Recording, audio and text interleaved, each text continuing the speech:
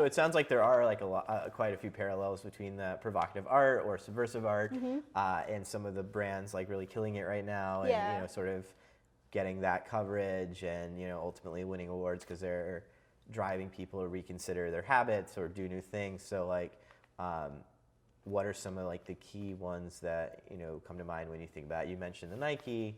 What are some of the other like things you've seen? Maybe so you've been at the Ad Club now about 2 years. Yeah. Basically, like almost like maybe like a year.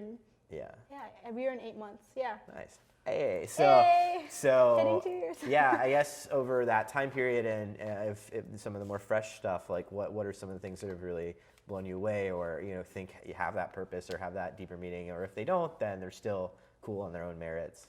I think, like, I really love the work that Apple does.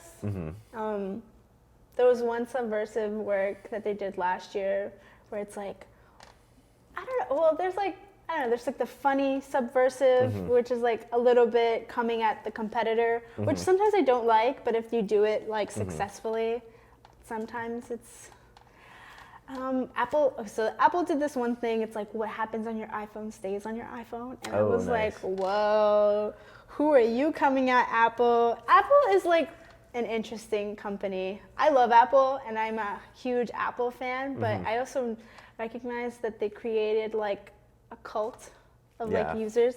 Do you have an Apple iPhone? I do. Yeah, so it's like, it's kind of like, it like subconsciously made us into like this aesthetic, like, I feel like I've guilted my friends into not like, I'm like, oh my God, like I don't want to see any of these green bubbles because like we're so used to, like they've created like their own users and we know how to think and breathe Apple, which is like, is that a good thing? I don't know, but I'm sorry, Apple. But I'm an Apple user. Nice. Yeah. I think other brands that do great things. Well, like I also really love the aesthetic of ads from Thailand. Okay. They're like really long.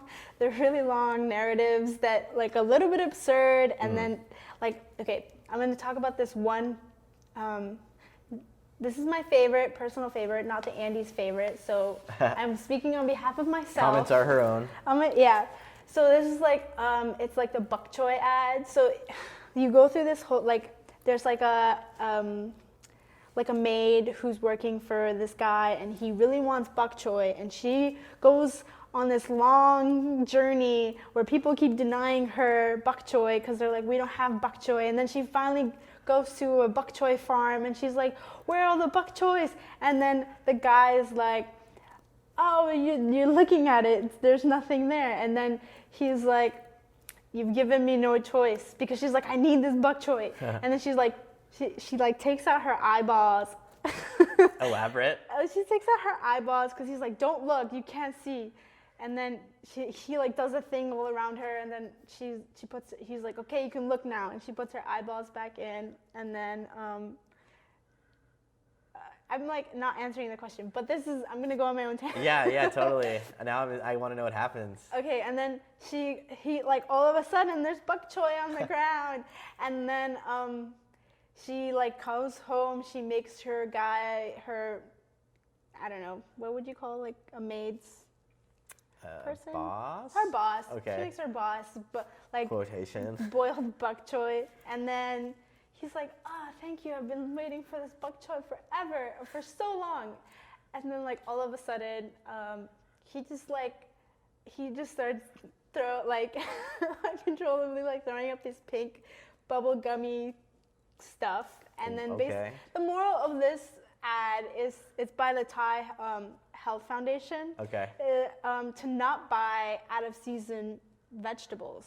Gotcha. Because it's like the means that farmers have to go through to make these vegetables happen aren't the healthiest of ways. Right. And I'm like, wow, like you went on this, you made me take this journey with this maid, and it's really absurd, and the things she has to go through are like absurd, but then it has like a meaning behind it. Maybe that's not like the strongest of meanings, but like you're like, oh, okay, that makes sense. You know, like I won't eat out of season vegetables. But yeah. There you There's go. like yeah. Yeah, a lot of great brands doing things. That's one of my favorite ads this year.